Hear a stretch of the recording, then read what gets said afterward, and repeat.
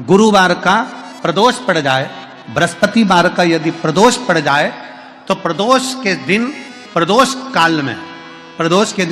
काल में किसी शिवालय में जाएं, शंकर के मंदिर में जाएं, एक ही दिए के अंदर एक फूल बाती, कैसी बाती है? फूल बाती, और उसी दिए के अंदर एक लंबी बाती, दो बाती। कौन सी बाती हैं? जम के बोलो जरा। एक फूल बाती, एक लंबी बाती, दो बाती। एक ही दिए के अंदर फूल बाती, लंबी बाती दोनों रख लें। थोड़ा सा घृत की बातियां, तेल की बाती नहीं, घी की बाती रखें, और दोनों बातियां उसमें रखकर 3 बेलपत्र भगवान शंकर के मंदिर में लेकर जाएं। दिए को भी प्रज्वलित नहीं करना है। पहली बेलपत्र नंदीश्वर की जो ऊपर का भाग होता है, जिसको हम शिव तत्व भाग कहते हैं, नंदी के पीठ पर एक भाग होता है जिसको शिव तत्व भाग कहा जाता है, वो नंदी की पीठ पर जो भाग है वहां पर एक बेलपत्र समर्पित करें। दूसरा बेलपत्र आप जो माता पार्वती जी का, जैसे ये शिवलिंग है और ये गोल भाग है, ये माता पार्वती जी का हस्तकमल है, तो माता पार्वती जी का जो हस्तकमल है, इस हस्तकमल पर कहीं पर भी एक बेलपत्र आप समर्पित कर दें। और तीसरे नंबर की जो बेलपत्र है वह भगवान शंकर पर समर्पित कर दें। जो दिया आप लेकर गए हो मंदिर में, उसी दिए को नंदी और महादेव इन दोनों को दर्शन कराते हुए अगर मंदिर के अंदर लगाने दें दिया तो ठीक है, ना लगाने दें तो दीप को बीच में बस स्पर्श कराकर भले बाहर जाकर लगा दो, पर प्रयास करो वो दीप, वैसे तो बीच में नंदी और शिव के मध्य में वो दिया स्पर्श होना चाहिए। जैसे ये नंदी है और ये शिव है, तो इसके मध्य में दीप स्पर्श कर ले, भले उसको जलाने ना दे, पर स्पर्श मात्र कर कर अगर आपने एकांत में कहीं पर भी ले जाकर लगा दिया, उस दीप को जला दिया, तो गया हुआ कितना भी करोड़ रुपया हो, वो धीरे धीरे कर कर गया हुआ धन हमारा वापिस आता ही है। कोई खाकर भी बैठ गया तो देगा जरूर, वो धन आएगा जरूर, कैसे भी आएगा, पर अपनी संपदा वापिस। शिव तत्व की प्राप्ति है भगवान शंकर। आप प्रसन्न रहें तो पहले जल चढ़ाएं, बेलपत्र चढ़ाएं, पर यदि घर में तकलीफ है, दुख आ गया, कोई बहुत बड़ी घटना हो गई, घात लग गई, तब उस समय पर जल पहले नहीं, पहले बेलपत्र चढ़ाओ शिव जी पर, फिर जल चढ़ाओ। जब आप बेलपत्र चढ़ाएंगे उसके बाद जल चढ़ाएंगे तो वो बेलपत्र आपके घर में जो तकलीफ है, कोई हॉस्पिटल में पड़ा है, दुखी है, उसको वो झेल लेता है, फिर उसको भटकने नहीं देगा, बाबा उसको ठीक कराकर भेज ही देगा अपने घर। प्रदोष काल का दीप, प्रदोष काल की आराधना, प्रदोष काल की साधना और प्रदोष काल में परमात्मा का लिया गया नाम हमारे करोड़ों करोड़ों करोड़ों करोड़ों पुण्य को प्रबल कर देता है और हमारे पाप को छिन्न कर देता है। हमारे पाप 3 महादेव के नाम का स्मरण अच्छे से रखिएगा। पहला कुंदकेश्वर, बड़े से बड़ा रोग हो जाए, दवाइयां डॉक्टर जो दे उसको खाओ, पर साथ में कुंदकेश्वर महादेव का नाम लीजिए, जांच भी कराइए, दवाई भी कराइए। दूसरे नंबर का शंभेश्वर महादेव। शंभेश्वर महादेव भगवान नरसिंह को जब क्रोध आया था, भगवान विष्णु ने नरसिंह अवतार लिया था और नरसिंह भगवान को जब क्रोध आया था, शिव जी ने सरम्ब पक्षी का रूप धरकर नरसिंह भगवान को अपने पंजे में उठाकर अलकनंदा नदी में ले जाकर डाला था। इसलिए आज भी जब हम बद्रीनाथ जाते हैं, राइट में पुल पे से जाते समय जो ताप्ती कुंड है जिसमें से पानी गर्म निकलता है, उसके ठीक नीचे एक शिला का दर्शन करते हैं। वो शिला नरसिंह शिला कहलाती है और शंभेश्वर महादेव का स्मरण किया जाता है। शंभेश्वर महादेव क्रोध की संयमितता रखता है, चिड़चिड़ेपन को समाप्त करता है शंभेश्वर महादेव। और तीसरे नंबर पर है, जम के बोलो, अष्टवक्रेश्वर महादेव। अष्टवक्रेश्वर शिव जी के इन 3 स्वरूपों का वर्णन बड़ा सुंदर भाव से। यदि वंश की वृद्धि नहीं है, 30 वर्ष शादी के हो गए, 40 वर्ष शादी के हो गए और औलाद है ही नहीं, डॉक्टर ने भी हाथ नीचे कर दिया, टेस्ट भी करवाया, IVF करवाया, सब कुछ तुमने करवा लिया, तो भी औलाद नहीं है, तब आखिरी में एक काम चालू करो, प्रदोष का दिन दोनों पति पत्नी व्रत चालू कर दो प्रदोष का, और प्रदोष काल में शाम के समय जाकर एक ही दिए में 2 लंबी बाती जानते हो ना, रुई की लंबी कपास की बाती दोनों बाती एक ही दिए में रखकर पति पत्नी दोनों उसको प्रज्वलित करना प्रारंभ करें, बाबा संतान देकर ही रहेगा, औलाद आएगी ही। और फिर निवेदन करूंगा, बारंबार कहता हूं, आज फिर निवेदन करता हूं आप सभी से, अगर शरीर में कष्ट है, घुटने कमर में बहुत ज्यादा तकलीफ है, तो प्रदोष के दिन शंकर प्रयास करना कि प्रदोष के दिन शंकर के मंदिर की चौखट पर बैठकर, शंकर के मंदिर के द्वार पर बैठकर शंकर पर चढ़ी हुई बेलपत्र खाना चबा चबा कर और घर आकर विश्राम करना। 2-1 प्रदोष कर कर देखना, आपके घुटने और कमर में आपको खुद अंतर है। पुत्र कोई साधारण नहीं है महाराज। प्रदोष के समय पर उससे पहले लक्ष्मी और दरिद्रता फिर भ्रमण पर निकलती है। शिव भ्रमण कर कर जब वापिस आ जाते हैं, हिंदू धर्म में पीपल के वृक्ष की जो गणना वराह पुराण में करी गई है, 4 बजे से 7 बजे तक शिव के भ्रमण का समय बताया है शाम को। तो 7 बजे से लेकर फिर रात्रि 9 बजे तक लक्ष्मी और दरिद्रता फिर भ्रमण पर जाती है। इनका एक समय निश्चित है महाराज। भ्रमण कर कर आ जाना। अब इस बीच में जब लक्ष्मी और दरिद्रता दोनों निकल कर जा रही हैं, तो दोनों एक भाव रख कर जाती हैं कि आज हमको कहां प्रवेश करना है।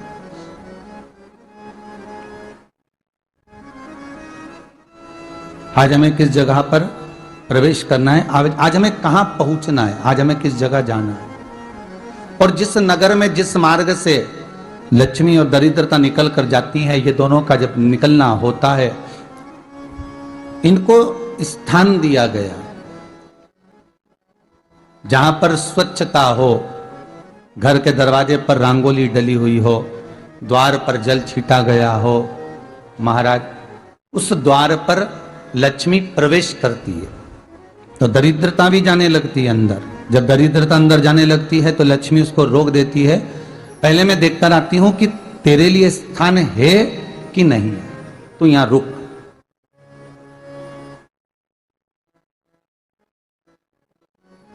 कुछ देर तक दरिद्रता बाहर खड़ी रहती है और लक्ष्मी जी की बड़ी बहन जब दरिद्रता बार बार अंदर जाने का प्रयास करती है तो लक्ष्मी जी कहती हैं, जीजी तू इतनी बड़ी होकर तुझे मालूम है तू तेरा सम्मान होना चाहिए, आदर होना चाहिए, और तू अंदर चली जा और कोई तेरा सम्मान ना करे तो कितना बुरा लगेगा, इसलिए तू बाहर खड़ी रहे, मैं अभी आई। अंदर जाती है और जब लक्ष्मी जी भ्रमण कर लेती हैं, अंदर प्रवेश कर कर आती हैं और प्रवेश कर कर आती हैं तो दरिद्रता पूछती है चले अंदर। तो लक्ष्मी जी कहती हैं, तुझे मालूम नहीं है क्या जीजी कि जिस घर में मैं प्रवेश कर जाती हूं उस घर में फिर दरिद्रता नहीं जा सकती, क्योंकि यह तेरा वचन था, ये तेरा वचन था। के साथ में हुआ और तुम्हारा विवाह जब दुस्साह मुनि के साथ हुआ, दरिद्रता का विवाह दुस्साह मुनि के साथ हुआ।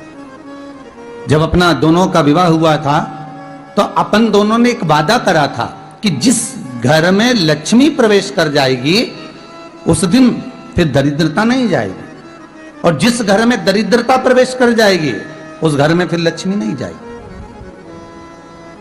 अब जब मैं अंदर देख कर आ गई हूं तो तू अंदर नहीं जा सकती, अर्थात लक्ष्मी के चरण जिस घर में पड़ गए उस घर में फिर दरिद्रता प्रवेश नहीं कर रही। चलते चलते फिर दरिद्रता ने देखा और लक्ष्मी जी इसको लेकर गई और लक्ष्मी जी ने देखा कि इसके दरवाजे पर जल नहीं छीटा गया, इसके दरवाजे पर ना रंगोली डली है, इसका द्वार साफ नहीं हुआ है, इसके द्वार पर दीप नहीं है, इसके द्वार पर कलश नहीं है, इसके दरवाजे पर ढेर सारा कचरा पड़ा हुआ है, कोई स्वान कोई कुत्ता गंदगी भी कर कर चला गया है, कहीं बिल्ली ने गंदगी कर रखी है, कहीं जीवों ने कुछ गंदा गिरा रखा है। तो फिर लक्ष्मी जी कहती है, जी जी अब मैं होकर आ गई थी ना, अब तू जा, तू होकर आ। और दरिद्रता प्रवेश करती है तो अंदर जाकर क्या देखती है दरिद्रता कि इतनी सवेरे से मैं घूमने इनके दरवाजे पर आई और ये तो सब चादर तान के चकाचक गुर्राटा भर भर कर सो रहे हैं। तो दरिद्रता कह देती है, तुम्हारा भाग्य ही बेकार है, तुम्हें क्या करूं, तुम ऐसे ही सोते रहो। और दरिद्रता गुस्से में बाहर निकल कर आती है, लक्ष्मी से कहती, लक्ष्मी तू इसके घर में जाना ही मत, तो दरिद्रता को कहती है जी जी तेरी बात नहीं मानूंगी क्या मैं? लक्ष्मी जी बोली मैं तेरी बात नहीं मानूंगी, बिल्कुल नहीं जाऊंगी इसके घर में, तू चिंता मत कर। चल आगे चल, फिर आगे बढ़े। ये लक्ष्मी और दरिद्रता का प्रवेश है। आपके घर का द्वार, आपके घर का दरवाजा। फिर निवेदन करूंगा एक बहुत सुंदर बात, हमें महाराष्ट्र से सीखना चाहिए, हमें साउथ से सीखना चाहिए, दक्षिण से। जिस समय पर भक्ति देवी यमुना जी के घाट पर रो रही थी अपने पुत्र ज्ञान और वैराग्य को गोदी में लेकर, समय देवऋषि नारद ने एक प्रश्न किया था कि तुम कहां पर पोषित हुई हो, तुम्हें ऊर्जा कहां से प्राप्त हुई? तो कहा मैं गुजरात से तो चली हूं।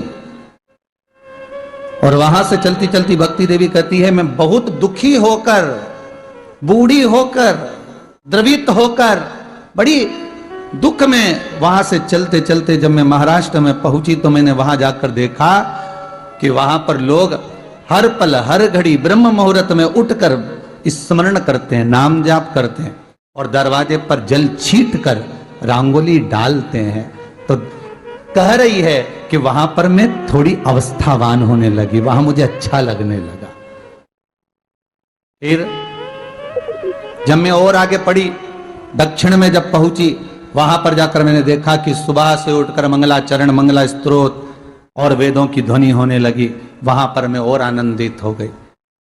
हमें कुछ चीजें महाराष्ट्र से सीखना चाहिए कि वहां रहने वाले जो भगत हैं, वारकरी संप्रदाय के जो भक्त होते हैं, वैष्णव जो धर्म के भक्त होते हैं, उनका नियम है सवेरे के समय घर में पानी है कि नहीं है, पर जब भी वो घर का दरवाजे के बाहर थोड़ा ना थोड़ा पानी तो छींट ही देते हैं। और छींटने के बाद फिर वहां पर, अपने यहाँ तो दिवाली पर रंगोली बनती है जी, और वहां पर रोज की रंगोली बन जाती है कि कभी हो सकता है परमात्मा राह भूल कर हमारे घर में प्रवेश कर जाए, इसलिए वहां प्रतिदिन की रंगोली, प्रतिदिन। हमें सीखना चाहिए थोड़ा सा। 5 कारण हैं जिससे शंकर हमें प्राप्त हो सकते हैं अंतिम क्षण में। 5 कारण। पहला, अगर आप शंकर के मंदिर में जाकर 1 लोटा पानी चढ़ा रहे हैं तो शिव की कृपा आज नहीं तो कल, कल नहीं तो परसों, कभी मेरे बाबा की कृपा आप पर बनेगी जरूर। ये शंकर के ही शब्द देवऋषि नारद को है। दूसरा, देवऋषि नारद, जो मनुष्य मस्तक पर त्रिपुंड धारण करता है, मस्तक पर त्रिपुंड लगाता है, शिव कहते हैं उसको मृत्यु के पश्चात भटकना नहीं पड़ता। शंकर कहते हैं वो मेरे ही धाम पर, मेरे ही साथ कैलाश पर आकर विराजमान हो जाता है। तीसरा, शिव मंदिर के नजदीक में, शंकर के पास में जो बेलपत्र का वृक्ष रोपित करता है, बेलपत्र का या शमी का वृक्ष जो लगा देता है और वो बेलपत्र शिव को समर्पित होती रहती है, जब तक वो बेलपत्री का वृक्ष लगा हुआ है और उसकी बेलपत्र शंकर को जब तक चढ़ रही है, उसके वंश का कभी नाश नहीं होता। चौथा कारण कहा देवऋषि नारद, शिव मंदिर की चौखट के सामने से निकलकर जो जीव चला जाता है, शंकर के द्वार से निकलकर शिव का शिखर मंदिर का देखकर जो निकल जाता है, उसका कार्य कभी अटक नहीं सकता। और 5वां कारण शंकर के स्मरण का स्वयं शिव देवऋषि नारद से कह रहे हैं, नारद, मृत्यु का भय होने पर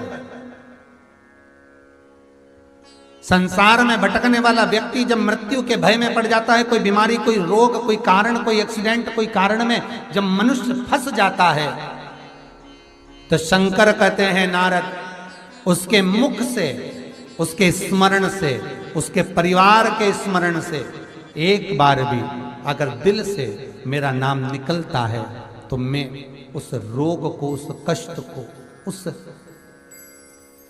दुख को अपना जानकर उस कष्ट से निवारण कर दूं। इसलिए हमारे यहाँ अगर किसी का एक्सीडेंट हो गया, कोई रोग हो गया, कोई बीमारी हो गई, कोई दुख आ गया, तो हमारे यहाँ तुरंत ब्राह्मण कहते हैं कि महामृत्युंजय का अनुष्ठान कराइए, महामृत्युंजय का जाप कराइए, शिव का स्मरण कराइए, शंकर का अनुमोदन कराइए। 8 स्थान शरीर के अष्टवक्रेश्वर महादेव का वर्णन करते समय इस बात का स्मरण रहे, 8 स्थान शरीर के ऐसे हैं जहां का तकलीफ स्वयं अष्टवक्रेश्वर महादेव का 1 लोटा जल अपने नजदीक के शिवालय में चढ़ाकर भी अगर पी लोगे तो वो 8 जगह की तकलीफ अष्टवक्रेश्वर महादेव समाप्त करते जाते हैं। 8 स्थान, पहला नेत्र, ये भुकुटी के बीच का स्थान, भुकुटी के मध्य का स्थान। मान लो ये भुकुटियां दर्द करती हैं या मध्य में दर्द होता है, उसके लिए अष्टवक्रेश्वर महादेव का जल, मतलब अपने घर के पास जो भी शिवलिंग है वहां 1 लोटा जल अष्टवक्रेश्वर के महादेव के नाम से चढ़ाकर उसका पान, भुकुटी। दूसरा कंधा, पीठ। कई लोग ऐसे हैं जो रात्रि को अच्छे से सोते हैं और सवेरे उठते हैं तो उनका ये दोनों हाथ के बीच का जो भाग होता है वो दर्द करता ही है। उस समय पर अष्टवक्रेश्वर महादेव का स्मरण, अष्टवक्रेश्वर महादेव का जल, उसका पान। तीसरा, रीढ़ की हड्डी का डॉक्टर बोल दिया कि ये गुरिया खसक गया है, 1 नंबर, 2 नंबर, 3 नंबर का यदि कोई क्रम खसक गया है तो उस स्थान के लिए भी अष्टवक्रेश्वर। आप ऑपरेशन बाद में कराना, डॉक्टर बोल दिया है आप ऑपरेशन कराओ, मना नहीं है, पर एक बार अष्टवक्रेश्वर महादेव के नाम से दुर्वा बेलपत्र चढ़ाकर, जल चढ़ाकर, सुबह में दुर्वा का सेवन, प्रदोष काल में बेलपत्र का सेवन, और रात्रि को सोने से पहले जो जल अष्टवक्रेश्वर का चढ़ाया हुआ है उसका पान करिए। आपकी रीढ़ की हड्डी का कैसा भी क्रम होगा वो ठीक होना प्रारंभ हो जाएगा। अष्टवक्रेश्वर,